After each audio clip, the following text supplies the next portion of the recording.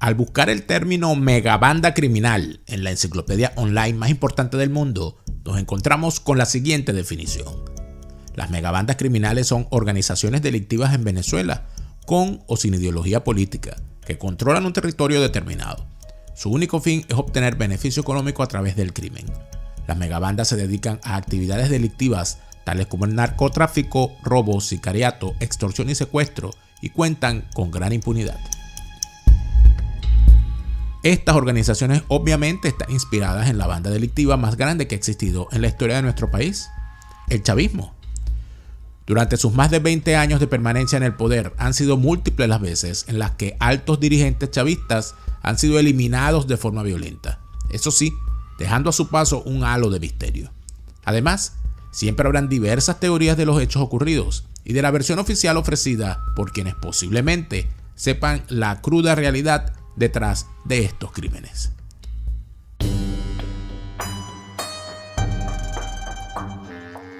Danilo Anderson, William Lara, Eliezer Otaiza, Robert Serra, Johnny Llanes Rangel, Jesús Aguilar Tegames, Carlos Lanz.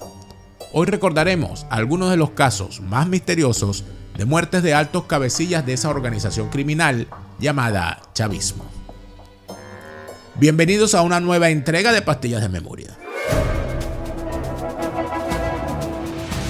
Tarek El Aissami figura entre los fugitivos más buscados por Estados Unidos, acusado de narcotráfico internacional. Raúl Gorrín ha sido acusado de lavado de dinero y corrupción por hacer parte de una red de coimas. Custodiado y esposado. Así pisó suelo estadounidense el presunto testaferro del presidente de Venezuela. Alex Saab fue feliz de estar en la revolución bolivariana, porque sabemos que esa es nuestra venganza personal de esa época oscura. Es una de las personas con más poder en Venezuela. Hablamos de Cilia Flores, la primera dama de ese país, quien esta semana fue sancionada. Pero el señor Diosdado Cabello es un bandido, es una rata.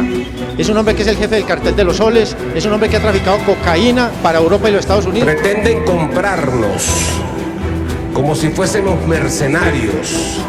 La CPI, con sede en La Haya, abrió una investigación preliminar en 2018 por la acción de las fuerzas del orden en la contención de las protestas contra el 5 de marzo ha fallecido el comandante presidente Hugo Chávez Frías.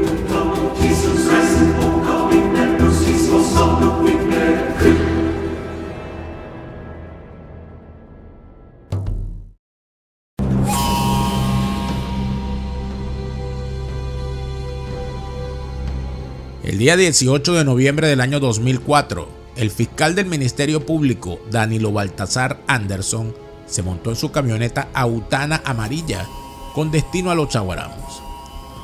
Había ofrecido llevar a su casa a una compañera de estudios del Instituto de Policía Científica ubicado justamente al lado de la morgue de Bellomonte.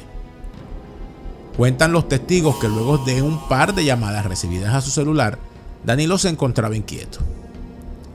Debajo del muslo derecho del fiscal reposaba una de sus dos inseparables armas de fuego, una pistola M26. En su mano izquierda llevaba un reloj Victorinox de oro y debajo de la camioneta un dispositivo que al ser activado acabaría con su vida. Cruzó hacia Los Chaguaramos y se encontró una alcabala improvisada de la entonces DICIP. Lo dejaron pasar. Solamente rodó 4 cuadras. Hasta que el explosivo se activó, explotaron 250 gramos de explosivo C4 y la camioneta incendiada se estrelló contra un taller. Así terminó el fiscal Danilo Anderson. Su cuerpo se calcinó en más de un 60%.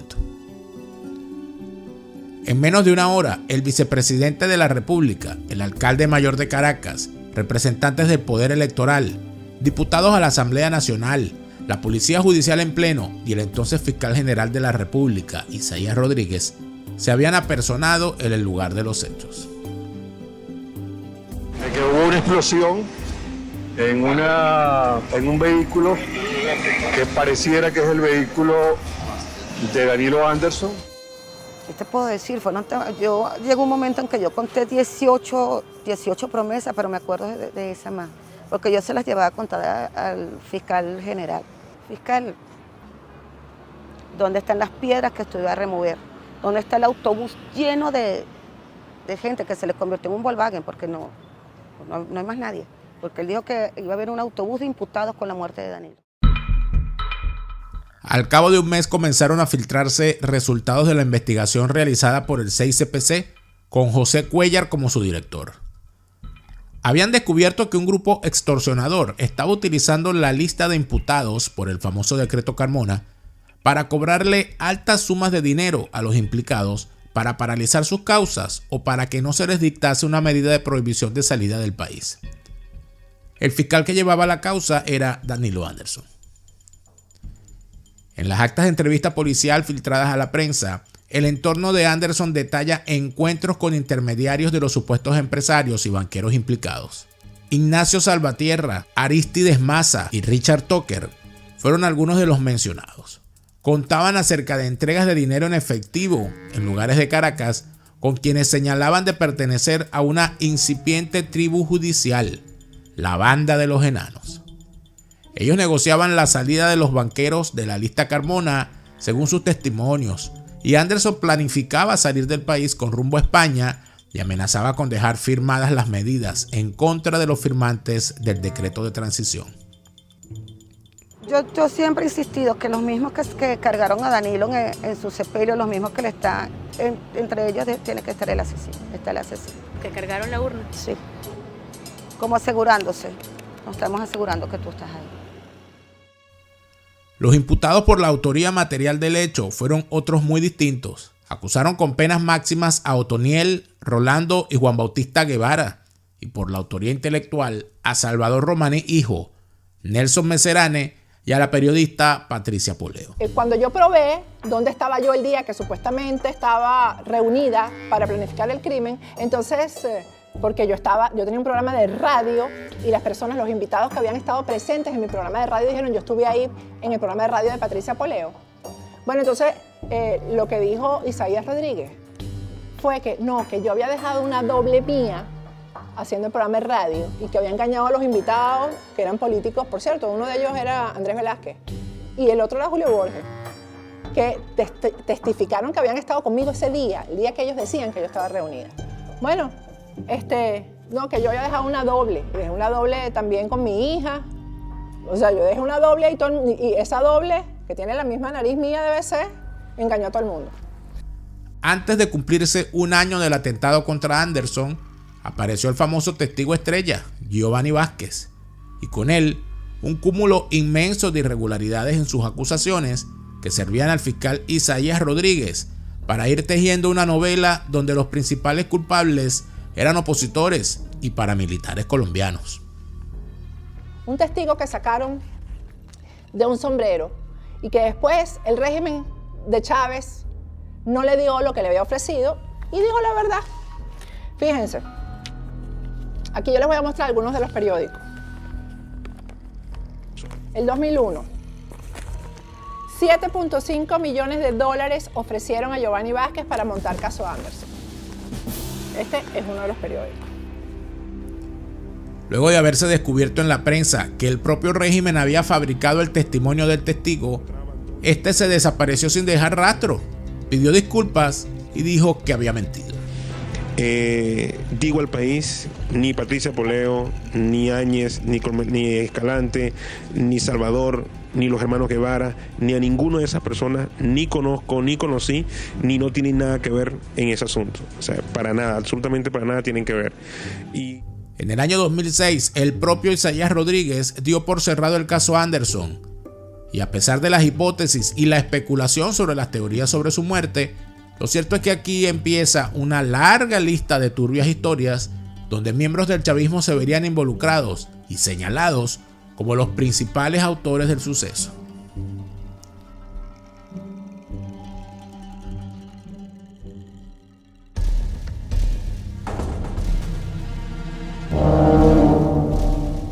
La propaganda también es una pieza importante para el chavismo.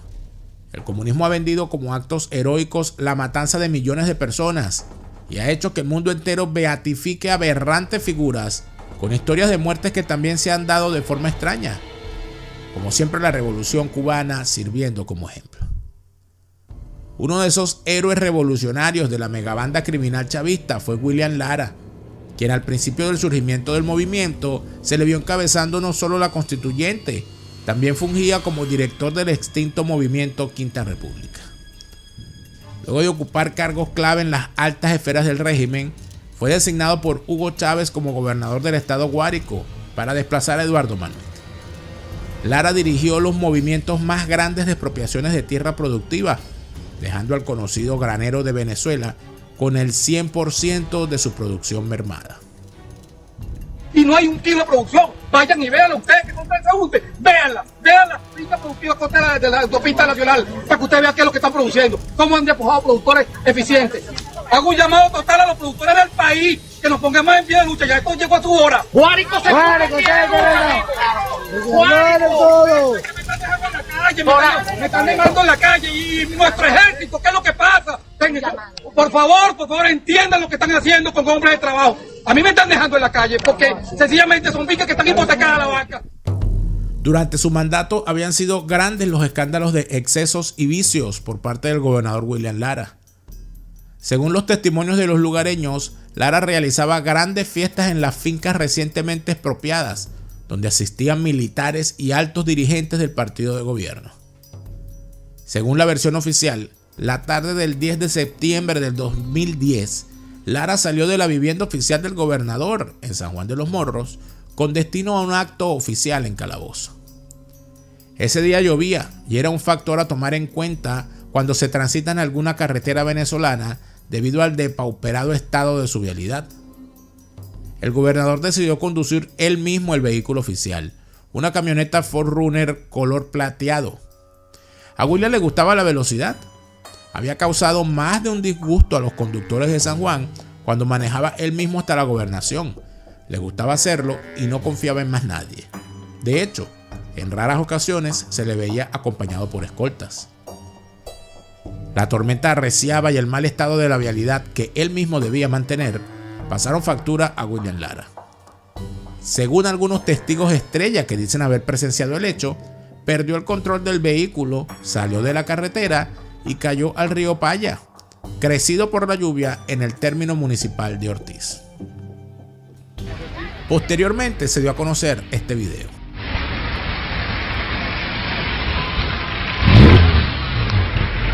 ¿Dónde coño habrá caído por ahí? ¿Qué pasó? ¿Eres tú? ¿Ah? Yo teléfono para llamar, no visité uno. ¿Pero eres tú el que andaba? Sí, yo caí ahí también. ¿Pero con quién? Con el gobernador, pero el gobernador se lo llevó el agua. ¿El William Lara? Verga. Se volvió ahí. Ya. Aparentemente William Lara viajaba acompañado de un chofer, un ciudadano de apellido Mirabal que fue rescatado con vida y sin signos aparentes de heridas mayores, tal y como podemos apreciar. No pudieron localizar su cuerpo sino hasta las 4:30 de la mañana del día siguiente. Debemos informarle que lamentablemente a las 4:30 de la mañana hemos encontrado el cuerpo sin vida del camarada compatriota gobernador del estado William Lara, producto del accidente que tuvo en horas de la tarde del día de ayer, donde su vehículo cayó al río Uberito en el estado Guárico cuando se trasladaba a una jornada de trabajo hacia Calabozo, como era la rutina de ese incansable compañero. El propio Chávez empezó una campaña propagandística para vender a Lara como un héroe revolucionario, un hombre que en plena faena de su trabajo y estando en servicio pleno por la revolución, falleció de una forma trágica e inesperada. William, que merece todos los honores que le podamos rendir hoy, mañana y para siempre. Quizá el paradójico hecho que haya sido víctima de la vialidad que él debía mantener se quería pasar bajo la mesa. O tal vez la historia de cómo un hombre ebrio que conducía a alta velocidad mientras venía acompañado de un amante de su mismo sexo, que por haberle estado dando placer oral al gobernador en ese momento, no salió expulsado de la camioneta cuando en pleno éxtasis Lara perdió el control del vehículo y cayó al río Crecido. Quizás esta no haya sido una muerte muy heroica para un revolucionario de su catadura.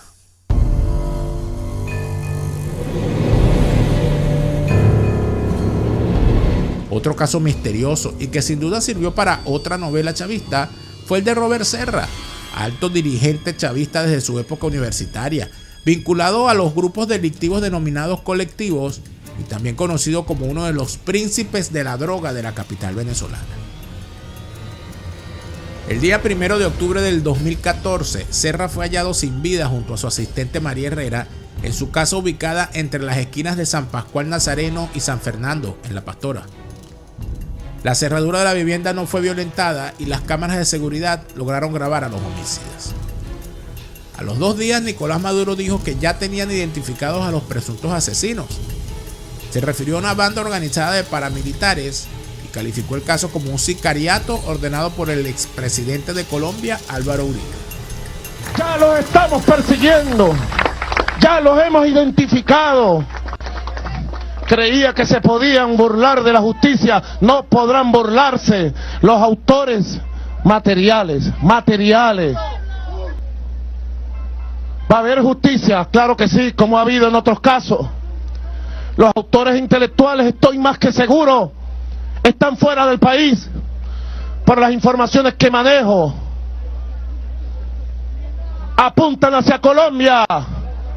Y la banda de criminales que ha dirigido toda la vida el expresidente Álvaro Uribe apuntan hacia Miami, y la banda de criminales que es protegida por el gobierno de Estados Unidos.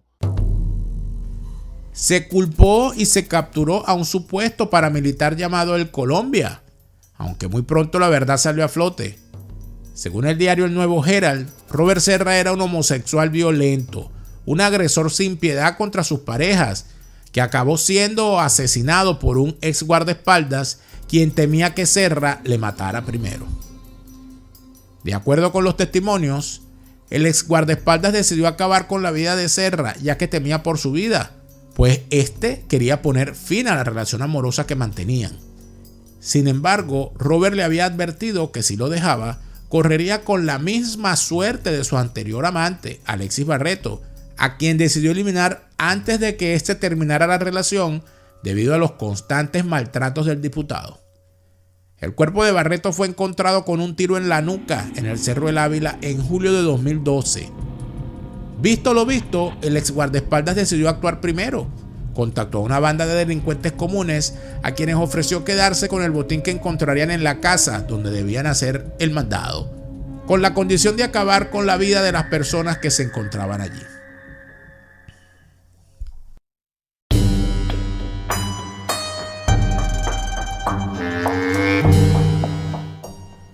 Otro sonado caso fue la misteriosa desaparición de Eliezer Otaiza, exdirector de la Policía Secreta Bolivariana, que según el régimen de Nicolás Maduro en realidad murió en manos del AMPA común, luego de haberse perdido en un barrio marginal y fuera interceptado por una banda de delincuentes. Documentos policiales y declaraciones de personas cercanas al caso, obtenidas por el Nuevo Herald de Miami, muestran que Otaiza tampoco fue torturado antes de morir, como aseguraron varios portavoces del chavismo. Otaiza fue encontrado muerto el 26 de abril del 2014 al pie de un barranco. Estaba semidesnudo y había recibido varios disparos. En la dirección de la Policía Política del chavismo, que dirigió en los primeros años del mandato de Chávez, Otaiza ganó la fama de ser un personaje radical y muy agresivo, que hacía uso de la amenaza con facilidad para intimidar a quienes se resistían a cumplir con su voluntad. Otaiza además pertenecía y brindaba protección y financiamiento a las bandas armadas y violentas de paramilitares denominados luego como colectivos. Su muerte, al igual que la de Robert Serra, fue utilizada por el régimen de Maduro para tratar de reforzar la imagen de que sus funcionarios están permanentemente bajo asedio de una oposición que está dispuesta a utilizar la violencia y el sicariato para combatir la revolución.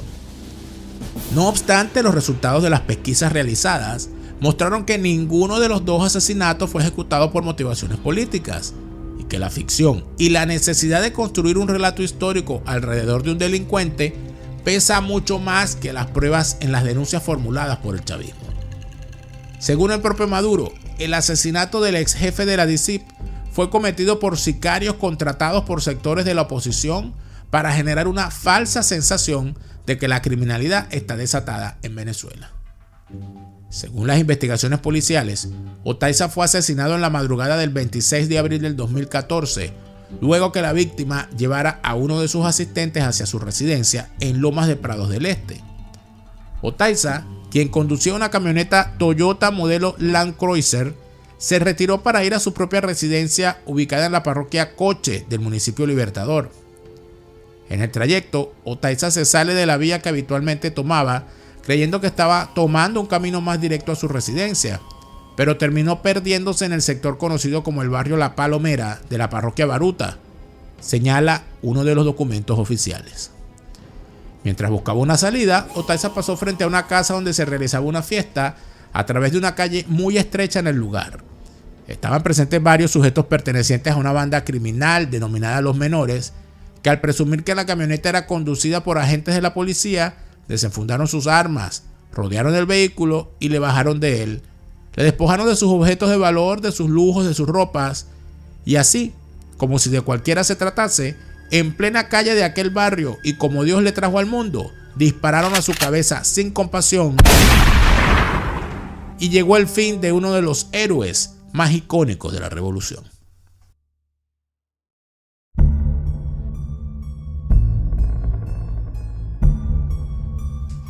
Jesús Aguilarte Gámez, uno de los subalternos más queridos, apreciados y protegidos del finado Hugo Chávez.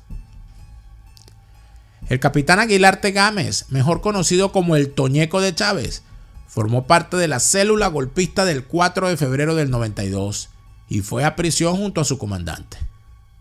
Marido y amante de incontables reinas de belleza y uno de los principales socios estratégicos de la FARC, Aguilarte gana la gobernación de Apure por segunda vez en el año 2004. Desde el 2008, Jesús Aguilarte había sido denunciado por los mismos chavistas en 23 expedientes presentados a la Fiscalía General de la República por la presunta comisión de varios delitos contra la cosa pública.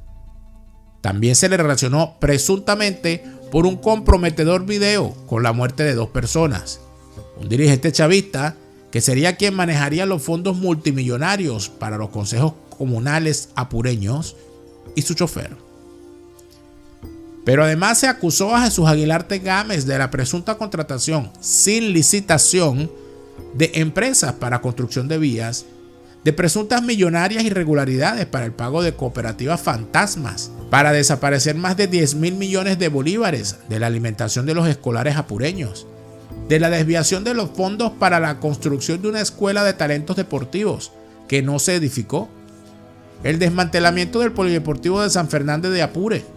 No sería sino en diciembre de 2011, luego de una boda fastuosa, obscena, mientras los empleados de la gobernación no podían cobrar sus sueldos y mucho menos sus aguinaldos, cuando Chávez decidió ponerlo de patitas en la calle y nombrar como gobernador de Apure a su amigo Ramón Carrizales. Nosotros somos víctimas en las fronteras venezolanas de esa guerra de hermanos, de esa guerra de colombianos que han trasladado ese fenómeno de la guerra y de las operaciones económicas para satisfacer la guerra, como es el narcotráfico. Nosotros, la frontera, somos víctimas de esos fenómenos. Tristemente muchos de nosotros, muchos venezolanos, se han prestado para esa operación. De pronto la prensa se llenó de rumores que relacionaron a Aguilarte con fiestas, consumo de drogas, espectáculos en la casa de una llegada donde se escogían candidatas a los reinados y reuniones lujosas.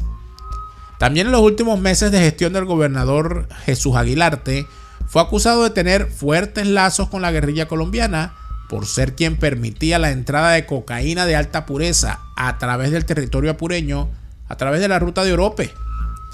Esto generó una guerra con el cartel de Walid Maclet, quien luego de ser detenido en el 2011, involucró a Aguilarte como uno de los principales responsables de su caída, sellando así su sentencia de muerte. El ya ex gobernador Aguilarte se había refugiado en Maracay, estado Aragua, protegido por su amigo Rafael Licea.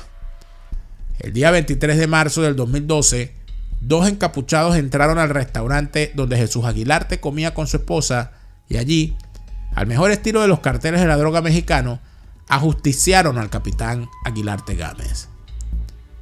¿Fue por droga o fue por vacunas? Aún sigue siendo un misterio. Lo cierto es que para el chavismo, quitarse de encima a quien ya empieza a ser incómodo tampoco es una novedad.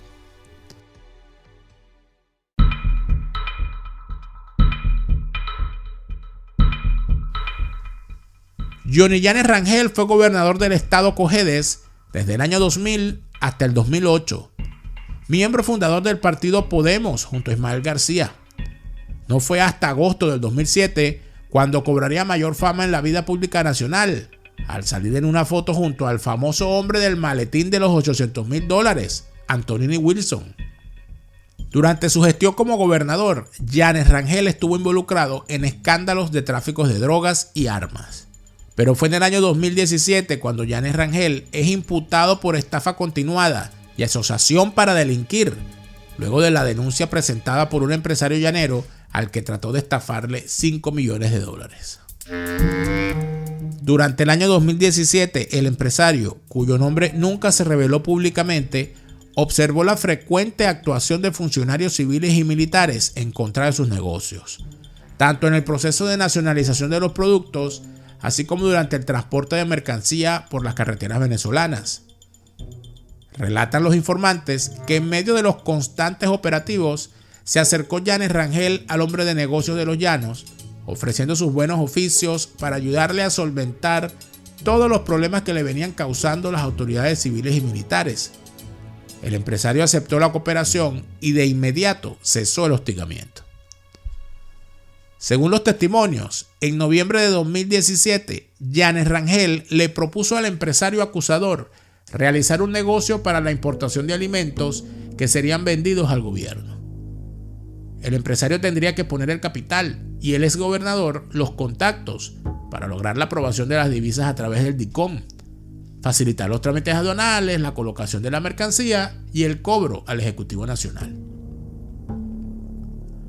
Llanes Rangel armó todo el equipo de logística con personal de su confianza y le pidió al empresario que depositara más de 350,000 millones de bolívares fuertes en una cuenta a nombre de la comercializadora Santa Mónica, perteneciente al capitán e importador de alimentos para el gobierno William Biancucci, monto equivalente para la época a $5 millones. Cuando el empresario se dio cuenta que el negocio no caminaba, comenzó a llamar insistentemente a Llanes Rangel, quien le aseguraba que habló con ministros, presidente de Sudeban, superintendente del CENIAT, directivo del Banco Central de Venezuela y hasta con la presidencia de la República para asegurar que todo estaba en marcha. Cansado de esperar, el empresario se presentó en marzo de 2017 ante la Dirección contra la Delincuencia Organizada y presentó la denuncia contra el exgobernador. De acuerdo con el informante, los detectives realizaron la investigación que le permitió hallar evidencias de la estafa y de la asociación de Llanes Rangel y Biancucci para quedarse con los $5 millones del hombre de negocios de los Llanos. El 25 de septiembre del año 2019 fue encontrado en la carretera vieja Caracas-Charallave el cuerpo sin vida y totalmente calcinado de Johnny Llanes Rangel. Supuestamente y según la versión oficial ofrecida por el 6CPC, fue asesinado por una banda de extorsionadores que tenían secuestrada a su hija. Lo cierto es que sigue siendo otro extraño crimen de esos que solo se ven en las películas y series de narcos. Asesinatos rodeados de misterio y que sin duda alguna ocultan una verdad mucho más oscura. Quizás muy pronto, cuando caiga de una vez por todas el chavismo criminal, veremos cómo saldrán a la luz todas las verdades de estas novelas de terror creadas por el propio régimen. Cuando la pesadilla acabe, llegará la justicia.